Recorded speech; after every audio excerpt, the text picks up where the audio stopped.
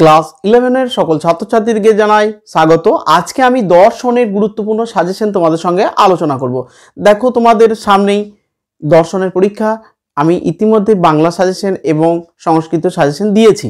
আজকে দর্শন সাজেশন দিচ্ছি, দেখে নাও। তোমাদের 5টা বড় প্রশ্ন করতে হয় 8 নাম্বারের।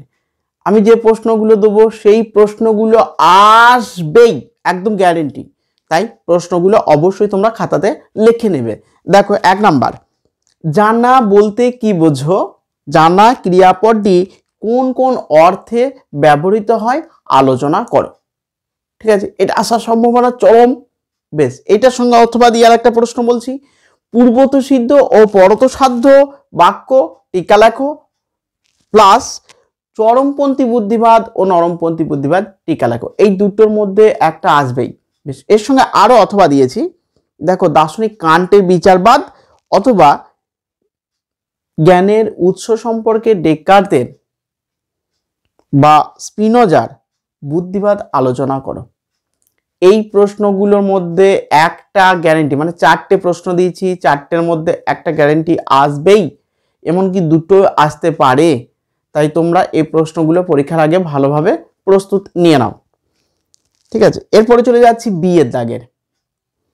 সরল বস্তুবাদের মূল বক্তব্য কি? লক কিভাবে সরল বস্তুবাদের সমালোচনা করে তার নিজের বক্তব্য উপস্থাপন করেছেন আলোচনা করো। ঠিক আছে, বা লকের প্রতিরূপী বস্তুবাদে মুখ্য ও গৌণগুণের পার্থক্য কিভাবে করেছেন, বার্কলে কিভাবে এই পার্থক্যকে খণ্ডন করেছেন। ভীষণ গুরুত্বপূর্ণ প্রশ্ন এটা আসবেই। ঠিক আছে, তারপরে দেখো ভাববাদ কাকে বলে? ভাববাদের আত্মগত ভাববাদের মূল বক্তব্য কি? বার্কলের মতবাদকে কি অহং সর্বস্ববাদ মতবাদ বলা যায়? আলোচনা করো। 3টে। নেক্সট, প্রতিরূপী আর সরল বস্তুবাদের পার্থক্য আলোচনা করো। এই 4টে দিলাম, এই 4টের মধ্যে একটা আসবেই। ঠিক আছে, দুটো আসবে, একটা লিখতে হয়, তাহলে দুটো 8 8 16 হয়ে গেল।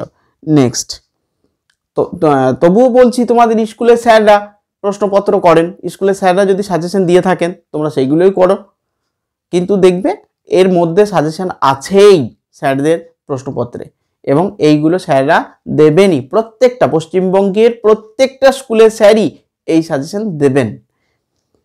নেক্সট, দেখো কার্য ও কারণ বিষয়ে হিউমের বক্তব্য বা সতত সংযোগ তত্ত্ব আলোচনা করো, বা কার্যকারণের স্বরূপ কি, কার্যকারণ বিষয়ে দার্শনিক মতবাদ আলোচনা করো। দেখো এখানে দুটো প্রশ্ন দিয়েছি, প্রসক্তি সম্বন্ধে দিইনি, ওটা প্রত্যেক বছরই আসে, এবছরও আসবে, কিন্তু আমি দুটো দিয়েছি, দুটোর মধ্যে একটা আসবেই।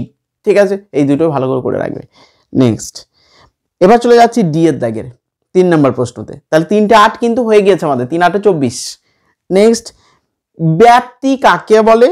ব্যাপ্তি নির্ণয়ের উপায়গুলি কি কি, বা ব্যাপ্তি গ্রহের উপায়গুলি কি কি আলোচনা করো। বা সন্নিকর্ষ কাকে বলে?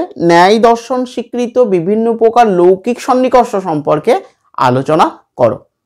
নেক্সট, স্বার্থানুমান ও পরার্থানুমানের মধ্যে পার্থক্য লেখো। পঞ্চাবয়বী ন্যায়ের দৃষ্টান্ত সহ পরিচয় দাও। পঞ্চাবয়বী ন্যায়। নেক্সট, ন্যায় মতে প্রত্যক্ষের লক্ষণ কি?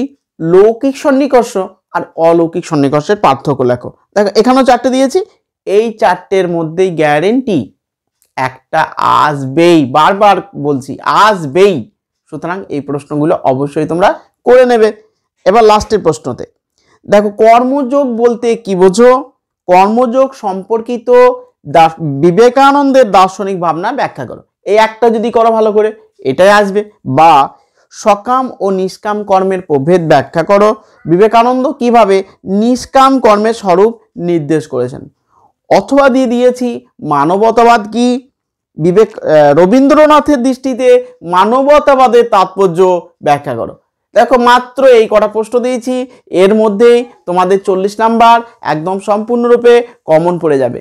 এবার বাকি থাকছে তোমাদের এমসিকিউ আর এসএকিউ। ঠিক আছে, ওইগুলোর আমি খুব শীঘ্রই ভিডিও নিয়ে আসবো। তোমরা সবাই যারা দেখলে এতক্ষণ তারা চ্যানেলটিকে অবশ্যই সাবস্ক্রাইব করো এবং একটা কমেন্ট এবং লাইক অবশ্যই করো। সকলকে ধন্যবাদ। তোমাদের সকলের পরীক্ষা খুব ভালো হোক।